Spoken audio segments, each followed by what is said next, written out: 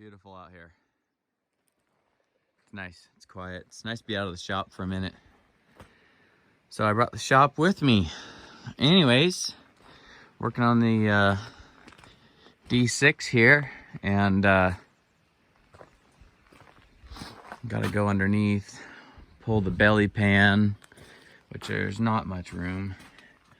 It's stuck here in the road. It's a good spot to be stuck, but gotta replace the starter in it, which is down in there, and it's big and it's heavy, and you can't pull it out from the top. So gotta pull the belly pan and pull it out from the bottom. I've had this plate off before and it was a struggle, and we had a crack in the oil pan. We had it TIG welded. All right, see, I got a little over a foot here. I think my plan is I'm gonna put these bolts I got out of the shop truck in there where these pins went. Then I'm gonna pull this belly pan down. Unfortunately, the starter's kind of over this walking beam. Belly pan's off. See how heavy that thing is, gusseted it, and whew, that was a two-hander. Really a two-hander and two knees, but there you can see the starter. So it shouldn't be too big of a deal there. It's heavy though, it's big and heavy, it's long. So we'll see if we get that in there. But you can see when I said we had it TIG welded, there's the old repair right there.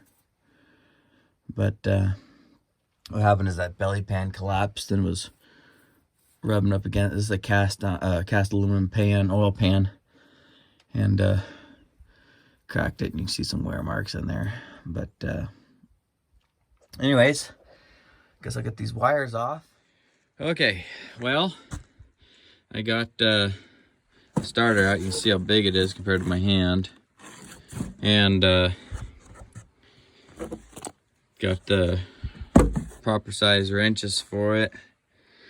Now I'll go take that other one apart before we set this in. I was hoping it had new bolts here. That way I didn't have to try to figure out what size they were without being able to see them, but looks like that's what we're gonna have to do. Might be difficult to get in here. I might be able to get they're not in line, or the housing's bigger, so I might have to get a universal in there or something, maybe with an extension. Starter's out. I don't know if you can see in there very well. You can see the hole in the bell housing there. Starter's out. Man, that was a bear. Had to use the longest 1/2-inch extension I had, and they're 12-point bolts. Man, I only had one 16mm 12-point 1/2-inch drive. Happened to fit. Everything else was 6-point. So got it off. Made sure the nose cone's in the right orientation, which it is. Straight up and down with the solenoid. A little different solenoid itself here in the back, but that shouldn't really matter. The wires are more than long enough. So I think I'll take this cover off so I can get to the wire for the exciter here and for the solenoid and put her back together. Okay. Well, I got the bolts all cleaned off right there. And the starter's setting up there. Still gotta get the starter lined up in the hole and the gasket lined up, and somehow also put the bolts in. So, man, that was heavy. I had to catch my breath after getting that up there. Oh, well, I was gonna videotape how to do this, but that was so rough getting that. This is the new starter, and I see the dirt on it from holding my feet up to it, and the bolts, I don't know if you can, right there in the back, we're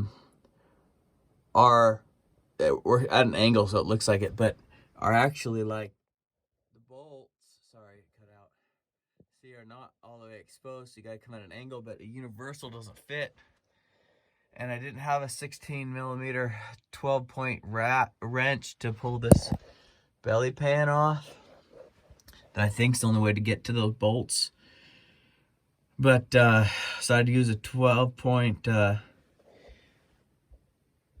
Anyways, it was a mess. I had to work it in by hand and wiggle it, and it's heavy, and oh. And then this one, actually the starter solenoid's tipped in that electrical wire. I had to remove a bracket so I could get it in there tight because it didn't have enough slack. But it's in. I'll just go ahead and put this belly pan on. That's another kind of heavy thing, hard to do, but I'll get it. And oh, I'm glad it's in though. 2, 3, and 4. The belly pan's in. Whew. Good. Well, I'm walking to go get a cat key. I forgot one. But if you look, the larch are starting to get some green on them. They used to be just brown. It looks kind of brown in the picture, but on the camera, but if you look, that's all little green starts on them. Springtime. This is my first springtime in Idaho, so it's kind of cool to see some new stuff here. But yeah, larch are deciduous. They're not dead. They just lose all their needles in the fall and in winter. So pretty cool. Tracks. And that should have my keys. There's that dark spot right there. I don't know if you can see my hand. Right there is a moose. Right there. I just walked up. It was right here on the road. Walked right up when I was on my way over here. All sorts of wildlife out here in Idaho. There's wolf tracks running down. Crazy. Wildlife out here kind of makes guys spooked when he's about a mile away from his pickup and doesn't have his gun on him. But anyways, part of the adventure, right? I don't know if you can see it. There it goes. There's another moose. Let's see. I can't see it from here. Dang it. Well, let's check the old dinosaur blood here.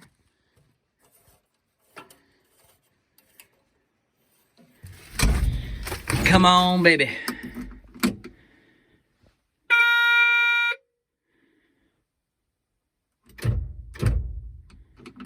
Nothing.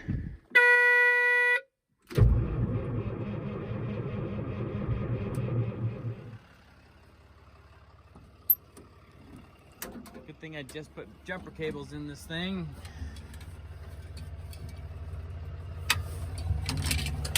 Yeah, it's not going anywhere without some help. Those batteries are dead. I'm sure that's what took the starter out. I checked it and one of those batteries was weak. So I'm sure that it was pulling extra amps and burned that starter up. It's alive! Running. Let's go ahead and get this thing out of the road. We'll park it over there.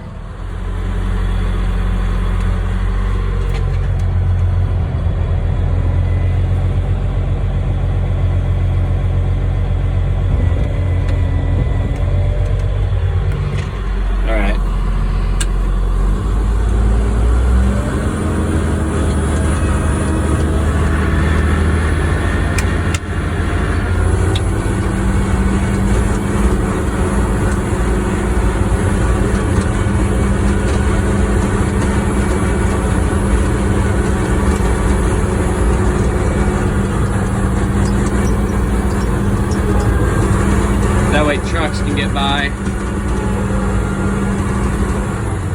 Alright, YouTube, thanks for following along and watching this video.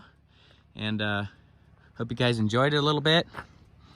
It's the first time this thing's been moved in about a month and a half. You can see the little rust on the pads. But the road's just been too muddy to come up here and do it. So, nice day we had today, and it's been dry for a few days. Thought we'd go ahead and put the starter in it. So, thanks for watching. Stay safe, have fun. Talk to you later.